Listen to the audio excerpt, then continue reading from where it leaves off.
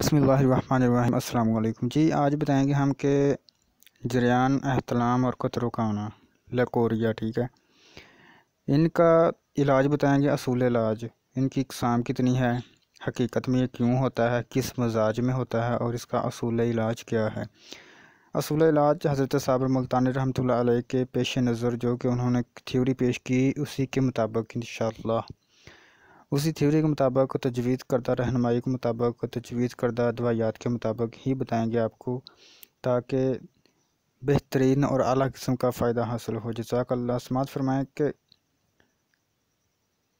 जरियान, एहतलाम और कतरों का आना, ठीक है, कमर दर्द और लकोरिया,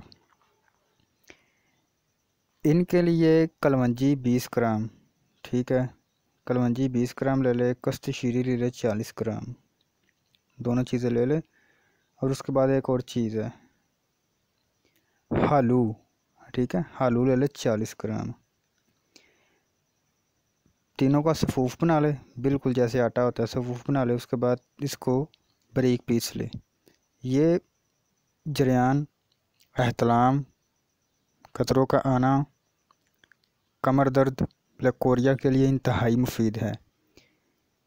उज़लाती असाबी या उज़लाती गुद्दी इमराज का हल है, ठीक है।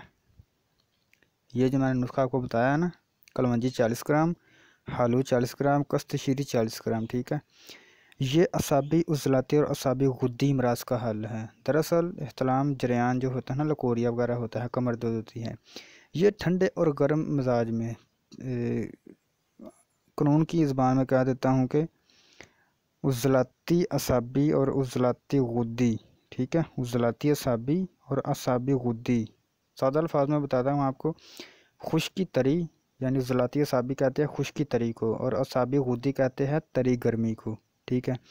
अब इन दोनों मिजाजों के बारे में मैं एक और सफ़ूफ बताता हूँ आपको। ये जो मैंने आपको बताया ना, कलौंजी 40 ग्राम, हालू 40 ग्राम, कश्त शीरी 40 ग्राम, इसका नाम है सफ़ूफ पाक, ठीक है। उसके बाद असाबी सफ़ूफ, अगर आपको मसला है असाबी असाबी गुद्दी मसला है, तो उसके लिए मैं आपको सफ़ूफ बताता हूँ। उसके लिए मूसली सफ़ेद ले ले, सालब सालब मूवी ले ले, ठीक है, मगज़ बनौला ले ले, छिलका कबूल ले ले, हर चीज़ ले ले 50-50 ग्राम, ठीक है। उसके बाद 10 ग्राम कली, ठीक है, जो कुश्ता नहीं होता, कुश्ता कली होती है, वो ले ले।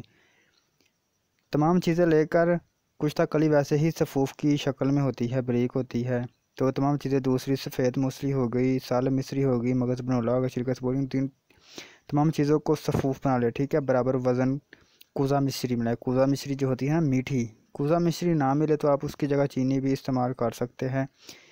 1 चम्मच, ठीक है, मुकम्मल चम्मच, सुबह शाम 2 टाइम इस्तेमाल करें इंशाअल्लाह। अल्लाह मेरे ने चाहा तो असाबी मसला अगर होगा, असाबी गुद्दी वाला, असाबी गुद्दी वाला जरियान, एहतलाम, कतरों का आना या कमर दर्द और लकोरिया, अगर असाबी गुद्दी यानी अगर तरी गर्मी की वजह से अगर ये मसला हुआ, तो ये सफ़ूफ इस्तेमाल करने से इंशाअल्लाह फ़ायदा होगा। उसके बाद दूसरा जो मसला है ना, असाबी उज़लाती असाबी का यानी खुश्की तरी का, वो मैं आपको सफ़ूफ उसका बताता हूँ।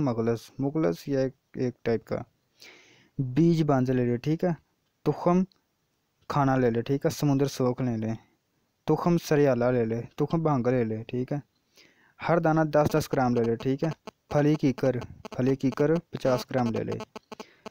उसके बाद 50 ग्राम काली मिर्च ले ले, ठीक है, 50 ग्राम असगंध नगोरी ले ले। इन तमाम चीज़ों को बारीक करके सफ़ूफ बना ले, ठीक है, बिल्कुल आटे की तरह सफ़ूफ बना ले, और सुबह शाम 2 टाइम इस्तेमाल करें, पूरा पूरा चम्मच।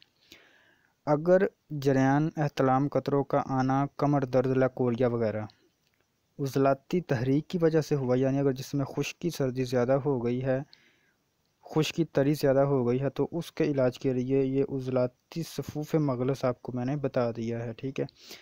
उसके अलावा हज़रत साबर मुल्तानी रहमतुल्लाह अलैह जो कि जदीद तिब्ब व उलूम के माहिर थे, जिन्होंने ना सिर्फ ये हमारे बल्कि आम तमाम आने वाले इंसानों की रहनुमाई की है, बल्कि उनको नहायत आला किस्म की मुश्किलों से भी निजात दे दी है।